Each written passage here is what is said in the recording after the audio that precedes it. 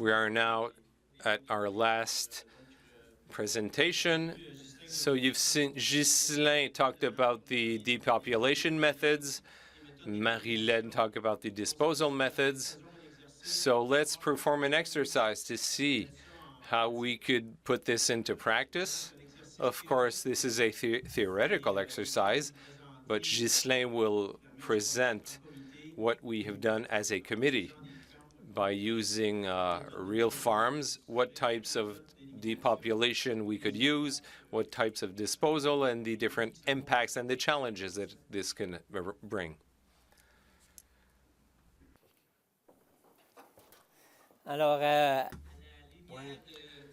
So after this day, the restrictions that were mentioned, so an infected site,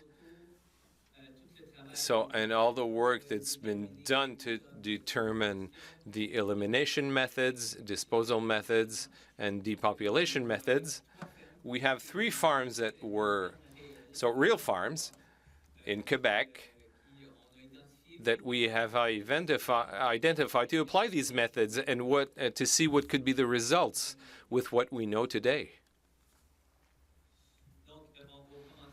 So the goal of this exercise, we'll talk about the exercise. We'll describe all the sites, the site, the hypothesis, the depopulation method that was chosen, and the assessment. Same thing for disposal. We've assessed the costs, and in the end, we'll talk about the findings. First of all, the objective is to validate the preparedness to see where we are with all the different teams, both on the government side and on the sector side. We also want to see how our methods can be used, how can they be efficient in real situations, while, of course, respecting the methods that have been chosen by the Canadian Alliance, but also at the Environment Department. These 3 exercises follow what you've heard today.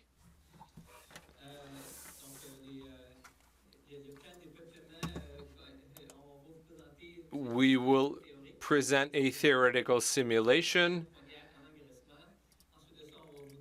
in farrowing nursery and grow finishing farms, and we will talk about a complete and detailed depopulation plan for each site, including the euthanasia and disposal methods, equipment and material required, the human resources, it can be important, and also an estimate of the required time for each stage. So for people who submit to this. And with all of this information, we came out with an economic estimate of this exercise. To do this kind of work, it takes a lot of people.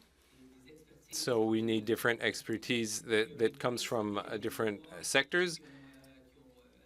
So you see here the 3 farms that generously accepted to participate. We thank them. After that, the members of the depopulation teams and the disposal teams from EQSP. Without these people, this type of exercise wouldn't have the same value. If we start with the first site, farrowing, this is a site that has a capacity of around 2,000 adult pigs, 3,500 piglets, over 6 buildings, 2 gestation units, 3 farrowing units, and 1 guild building and loading docks. Our simulations were in April. We had 3 sites that were presumably infected by the ASF. So we had 1,900 adult pigs, 3,200 3 and 19-day-old piglets. So we end up with an infected site. And during the visit, 30% of the pigs are non-ambulatory.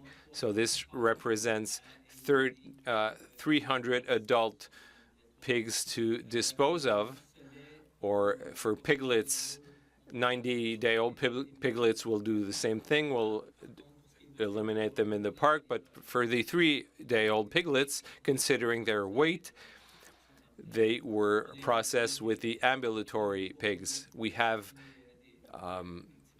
average weights to assess the number of kilos that we'll have to dispose of. So it's over 400,000 kilos. The method that was chosen, so for farrowing, for piglets, we will go for gassing in containment boxes, both for the ambulatory and the non-ambulatory, but for the 19-day-old piglets, considering the quantity and their weight, we will gas them in the trailers, in the aluminum trailers that will make the operation quicker. And finally, for all the non-ambulatory piglets, 19-day-old, we will use the non-penetrating captive bolt pistol, the pneumatic pistol that's quite rapid because we can reactivate the trigger without using a cartridge. For adult pigs, we've determined a sequence for depopulation. We prioritize the lactating sows at the beginning of the lactation with the when the piglets. This could bring constraints to the sow, and following this, so after that, pregnant sows, boars, and gilts. Regarding the ambulatory adults, this would be the mobile euthanasia unit. It would be chosen. They would be loaded directly in the farrowing loading dock. For the non-ambulatory animals, we'd use the penetrating captive bolt pistol. They would be euthanized in pens or stalls, and they would be removed by the disposal team. Let's remember that we have 300, so we'd so if we end up with 50 or 70% non-ambulatory, that could be a problem. Now, for the need in staff. So the unit, the mobile unit can work. We need 9 people, from loading to electrocution and the circulation of the pigs. We have 21 hours of operations for the 1,700 adult pigs. And for the non-ambulatory, we need 3 people who would cover the 300 pigs. So we have around 12 hours. So 160 hours for this group. For the ambulatory piglets, we need 11 people and 9 hours. And the non-ambulatory, we have a team of 2 people that would take 3 hours. So in total, we have 49 hours to depopulate and more than 200 hours in staff. If we work with all the teams, we would have depopulated this in 3 days. So the disposal, in this case, it's composting that was chosen, since there's land near. Here we have the maternity, and behind there's a bit of land that was chosen to create windrows. And the windrows, this is the way they are planned, and at the end of the line we have more than 400 metric tons to eliminate. That would cover more than 1 kilometer in windrows. So that's 60 trucks of wood shavings and barks with 25 people that would use up to more than 1,000 man-hours and 12 days to build these windrows. but we need 2 days to remove the carcasses from the barn, and that's also part of this assessment. We need to create temporary windrows because 12 days with carcasses outside, it can smell with the decomposition, so this is a huge task. The nursery, we have a 4-building site, 8,800 piglets. We have 4 buildings on site.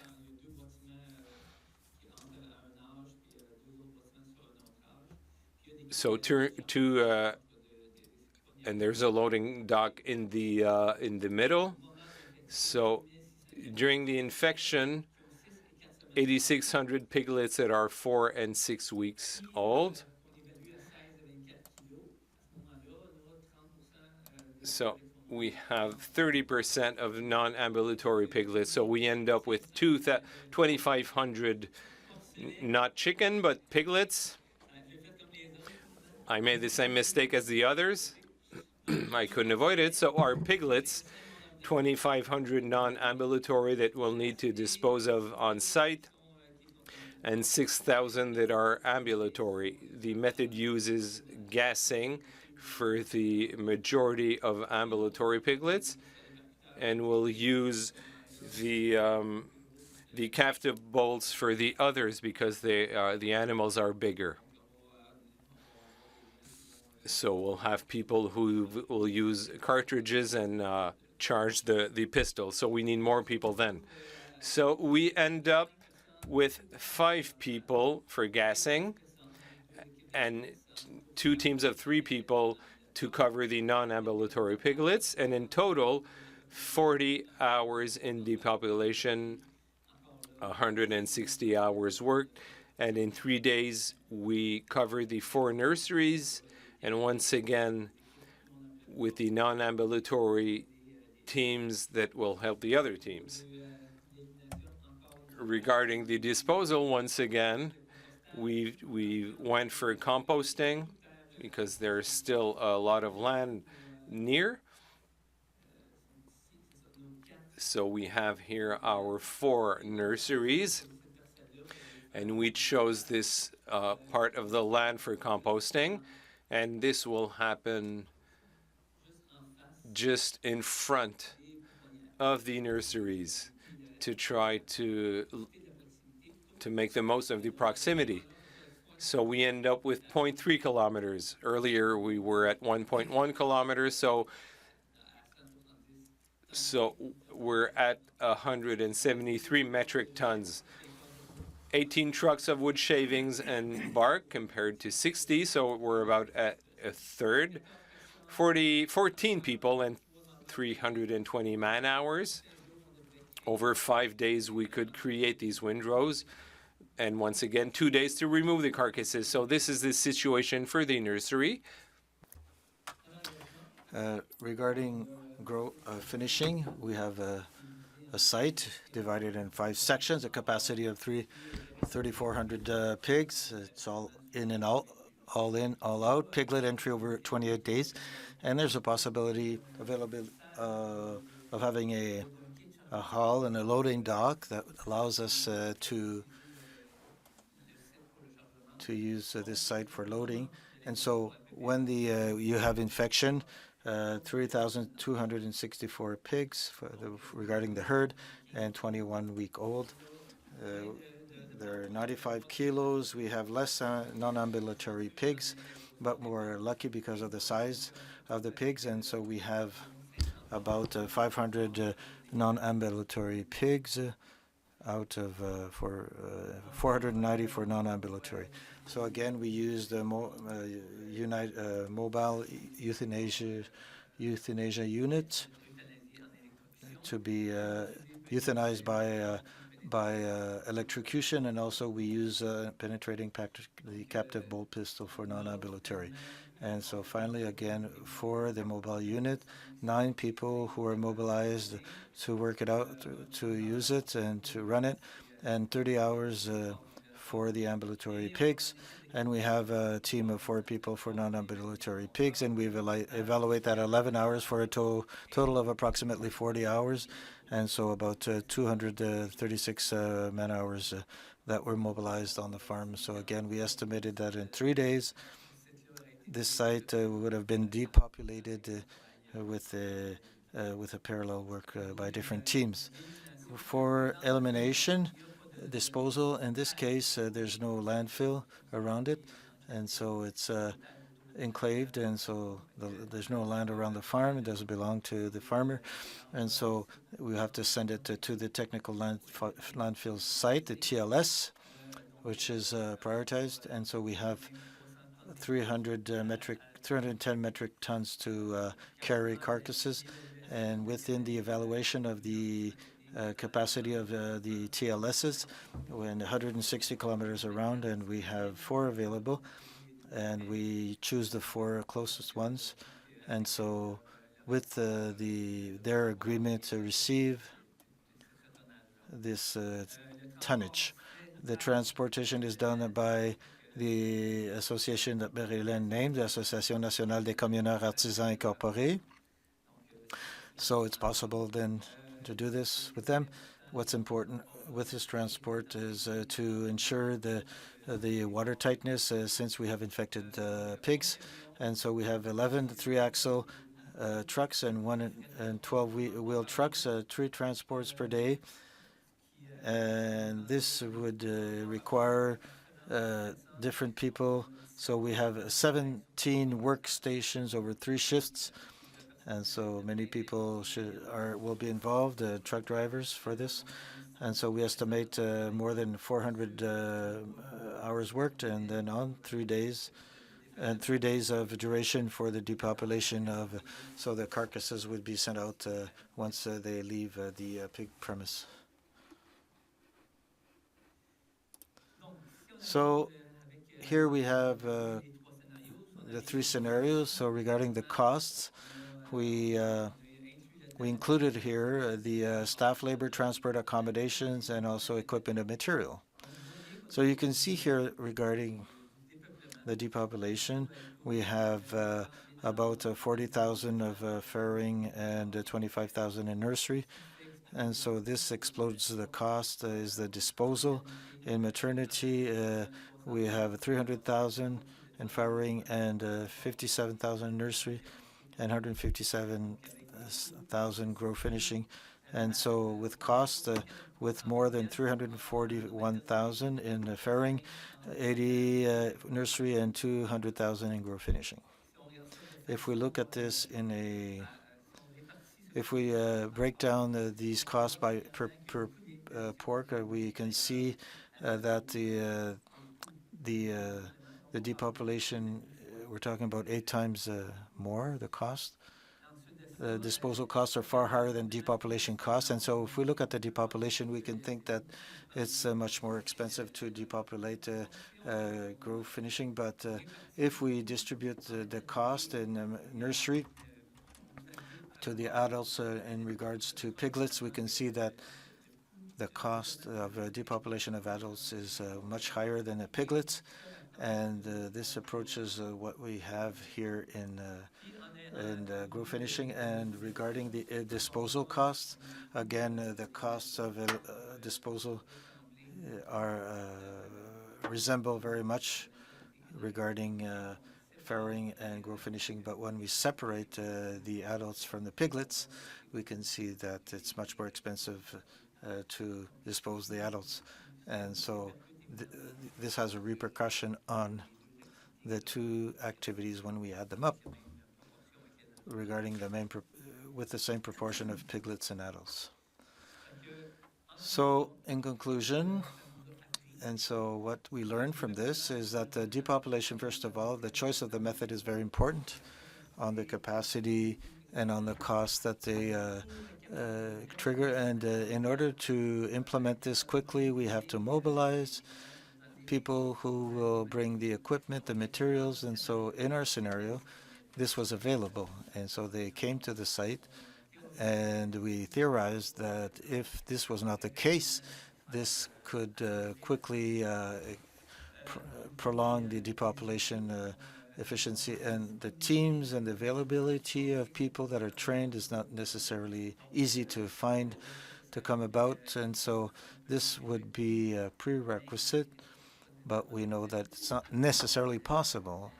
And so the possibility to have supervisors for depopulation as well as inside the pig farm and outside units is essential for a good execution of the work. And so we have the coordination between the different teams. We have teams for ambulatory pigs and non-ambulatory, and so it might be not well aligned as in this theory, and so it's important to have people to coordinate all these activities. Regarding the elimination or disposal, so we found that right now, the TLS was accepted. The composting is a good part of the work, and this could be done in an emergency situation. But now it's these are the two methods that are promoted for this exercise. Now, the choice of one in regards to the other, well, first of all, you have the possibility of the land near. If not, well, necessarily we need to go towards the TLS. And then regarding the presence of crops, do we want to sacrifice the presence of crops on the site? In our situation, well, we could go on the fields, but it's not necessarily like this every time like today. So the weather, the climate, the seasons, and so will influence the capacity to use the composting. Also, in counterpart, in the summer when you have 35 degrees Celsius, well, you have the decomposition of the carcasses, which be accelerated, and so the composting could be difficult, and we would need temporary windrows to be created, as well as the availability of a carbon material. And so again, Madeleine talked about this could be an issue, and so this also could influence choices being made. And then we have with the TLS, do we have the capacity, also the adhesion, the reception to receive this, and also this material. And then since we're working with infected sites or not, and so the engagement of this material has to be supervised by the Canadian agency. This could also change things. Also, as you saw, the quantity of transport trucks, and so we have an association that has accepted to do this work, but again, they need the availability of the truck drivers and the trucks. So all these factors play in for from one choice from one side to the other. So that wraps it up for me. Thank you. Any questions? Yes.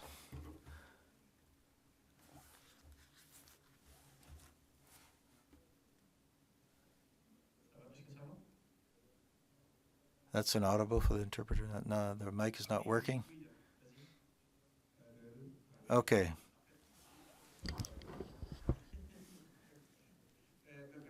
My question is, at the beginning with the association, we're talking about infected site or non-infected sites, because you mentioned presumably infected.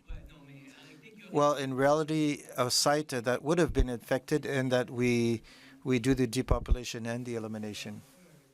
And so my question is regarding the TLS. Do they accept infected animals, the agency? And the other question also regarding if we transport infected animals in the trucks, I believe that all the trucks in Quebec are all watertight. Do we have measures of cleaning to minimize maybe the leaking or leakage? I'm happy to that you asked this question. I can talk about it by experience, because we we sent infected carcasses for avian flu in the TLS recently.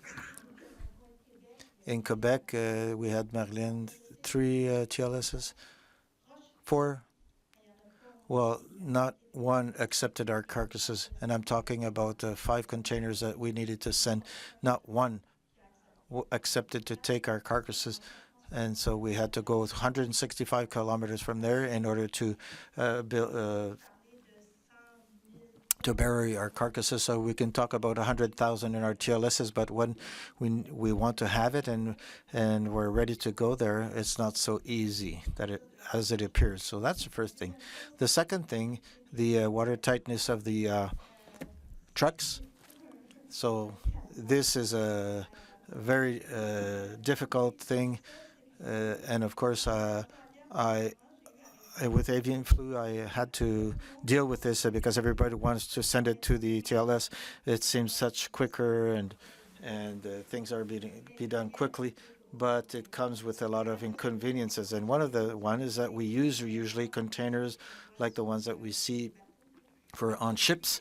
And so we use these, and then we have to put like a lining or a liner inside that will contain the carcasses and the liquids. And so we use lining that are supposed to be watertight, but if we fill the carcasses and we leave them a whole night, the next day it leaks. And so we can put wood shavings at the bottom. We could put vent sealing. It's always leaking. And so we try to understand, what is this liquid? Where does it come from? It's complex. It's always leaking. And so, of course, we cannot send a container if it's leaking. And so this becomes very problematic to manage. And we used Salimax, so that was good for Salimax because they're really watertight. But it comes with other problems because within the inside the Salimax truck, it's not built. It's like there's a curvature, and we try to put the lining, and so it's very difficult to send this to the TLS. It's not something that is done easily, and it's not true that the capacity is always there because these are private companies, and so they have a right to refuse our carcasses, and so we have this problem. Well, thank you very much. You answered all my questions. Last question, since can you stay here, because I heard this morning that you pay the Canadian agency paid, and they said don't worry. Well, when the government says this, I'm more worried because the amounts that Ghislain paid are there. Yeah, that's what I said. Don't panic, but the regulation on compensation plans to pay for all the infected sites, so that's important. Only the infected site, and the plan, the regulation covers all the cost for the animals. So slaughtering, the $40 that Ghislain will send me, and also there's a cost of elimination of carcasses that will be paid for, the cleaning, disinfection of the material used in order to do the elimination of carcasses. So all this is covered by the regulation for compensation through 340,000 per nursery. By the arm of the king.